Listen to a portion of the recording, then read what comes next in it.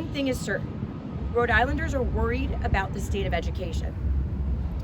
This issue is deeply personal to me. Education saved my life. It saved my future. I was a failing high school student, and a Department of Education official offered me a version of school choice, allowing me to go to college for high school.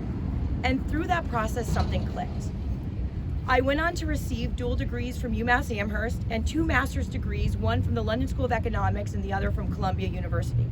So for all the girls and boys who may be struggling, stay the course. Malcolm X said, "Education is the passport to the future, for tomorrow belongs to those who prepare for it today." He was right. I am not content with the quality of education for our kids. I want to provide them with a world-class education. Education is the civil rights issue of our time. Education is the great equalizer. It is what allows you to access opportunity. So why are we here today? In 2011, we moved I-95 to free up 19 acres of land. And now, 11 years later, we are currently on one of 13 undeveloped lots out of 19. This is unacceptable. If Rhode Island provides a world-class education to our students, we will have the educated workforce and that companies need. If we have an educated workforce, companies will be able to expand and other companies from out of state will come here.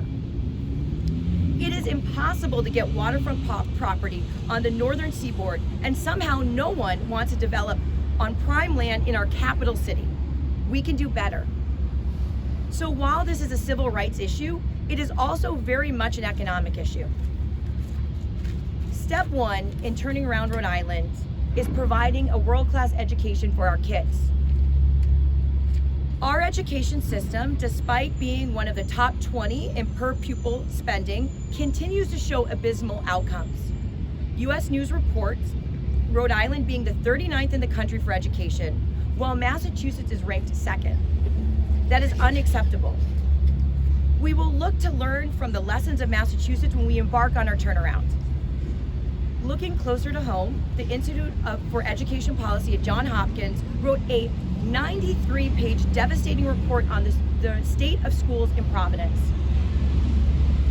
The Rhode Island Comprehensive Assessment System scores from 2018 showed that 17% of 3rd grade students achieved proficiency in math, compared to about 6% for 8th grade students. And while that was the first year of the RICAS exam, researchers said a similar drop-off was seen on the results of other tests since 2015. In fact, only 3% of Providence 8th graders achieved proficiency in math on the 2017 PARCC test.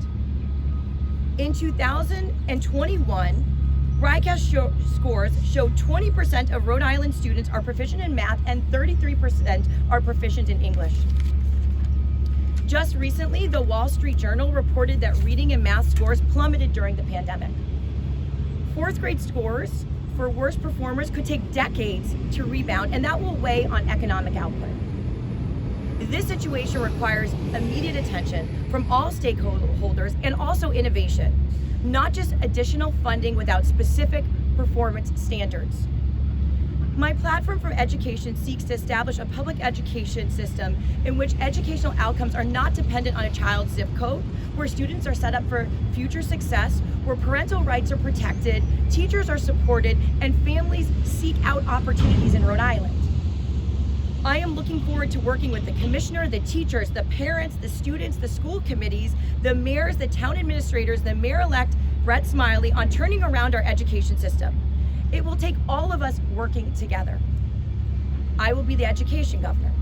We will fund universal pre-K because early learning improves outcomes and provides vital services in childcare for working parents in our state.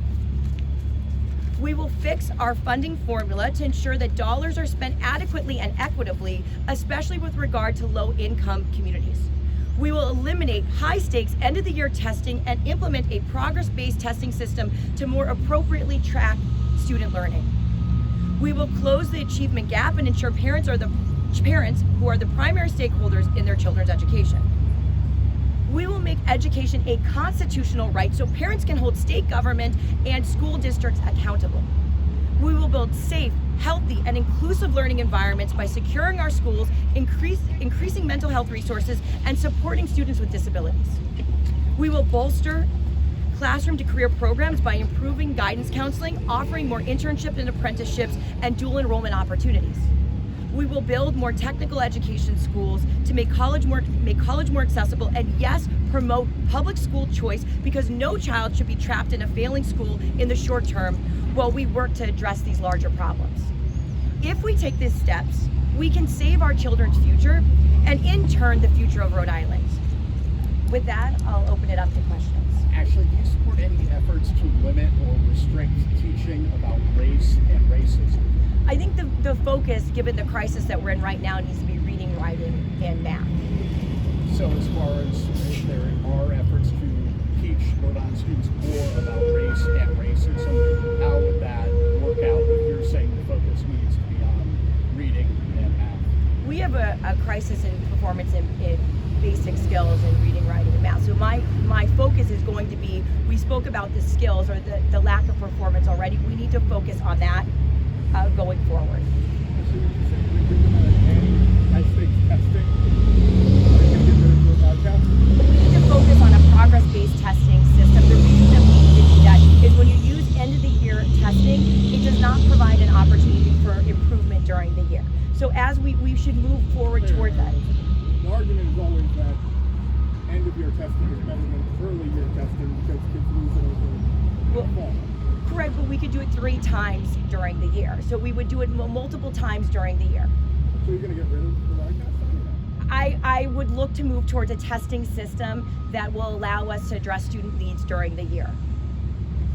Ashley, mayoral academies have proven to be, if you look at them like as a district versus a Barrington versus an East Greenwich, they have shown to be the most highest performing quote unquote district if you included them under that one umbrella. Why not massively expand mayoral academies?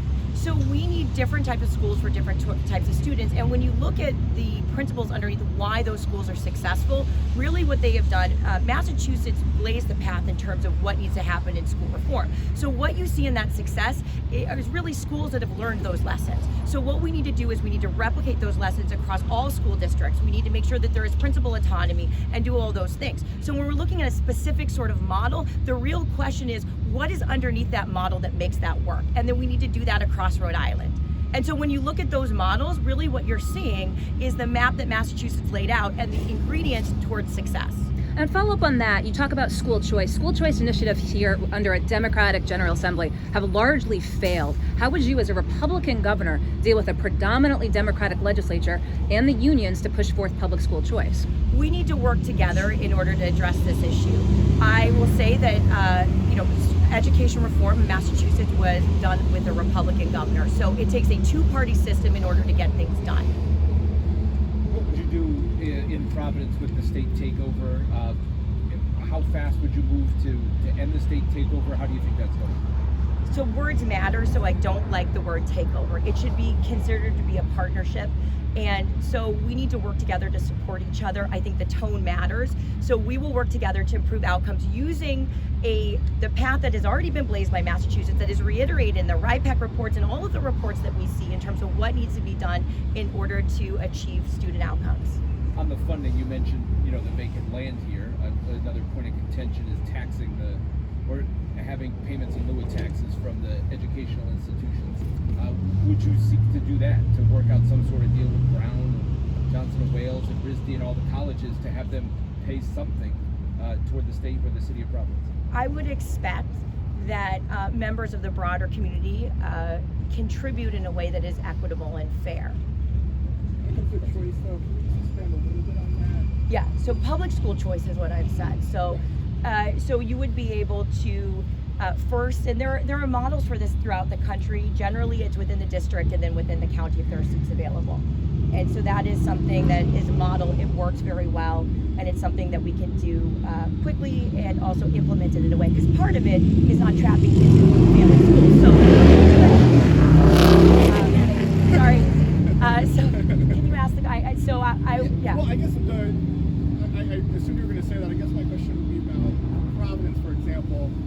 situation where virtually none of the schools are schools that parents are going to send their kids to. So, like, how are you going to get 15,000 kids into schools outside of the city? That assumes, and this is always when we talk about education reform, it assumes that everybody's going to abandon the public schools. And empirically, that's just not what happens. You provide more support to the schools. You offer a mechanism of choice. You also offer different sort of school environments for students. So you're expanding choice throughout the state, also throughout Providence. But the idea that everybody just leaves is just not something that we often see, especially when you are doing the hard steps required for education reform, which includes parental involvement. I mean, if we look at what turned around schools in Massachusetts in the 1990s, it was engaging parents in an appropriate way that was not always punitive. So you have parents and you have teachers talking to parents, not always when a kid is in trouble, not always when there's a crisis, but really welcoming and engaging them in the turnaround effort. Did you meet with the Providence Teacher Union? Yeah, 100%. We You need meet to with be them? we need to be partners together. I have one more question, Ashley. You're a big supporter of Governor DeSantis. Now, there was a recent ranking that just came out. Florida ranks just behind Texas in banned books. Do you think that there are books that should not be allowed in schools in Rhode Island? I am a big supporter of models that work around the country. So when it comes down to, and I said this at the beginning of my campaign, we need to look at models that work. But it's So specifically about banned books. I'm asking specifically, do you support banning specific books here in Rhode Island along the lines of Florida, what they're doing there? So in terms of Florida and banning books, like my goal is making sure that we focus on reading, writing, and arithmetic. And the path for education reform is very clear. So the model that we need to be looking to is Massachusetts. It is the model that works. It is the path forward. So when I talk about certain policies that work, let's talk about the models that I'm pointing to. One of the candidates We have a couple of who more was in minutes. the primary Last one here who from Steve. didn't proceed to the final Yes. indicated that she would not run for a second term if she didn't turn around test scores in her first term. You're going to Right. do away with testing, right? Well, right, and those were to improve the scores to get them back to where they were. So that was sort of a low bar. So if you want me to make that commitment, I can absolutely make that commitment. And I will also tell you the truth, which is that this is a long turnaround process. It may take 7 years. So I know the plan that you were talking about, and it's just about making sure that we are sort of back to where we were on that path.